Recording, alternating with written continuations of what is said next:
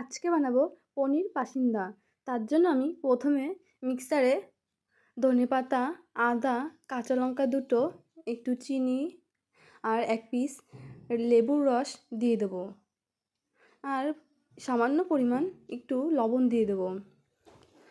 আর এইখানে সেই পেস্ট আর 2 টুকরো পনির নিয়েছি। নিয়ে ভালো করে মাখিয়ে রেখে দেবো। তারপর একটা ব্যাটার তৈরি করে নেব।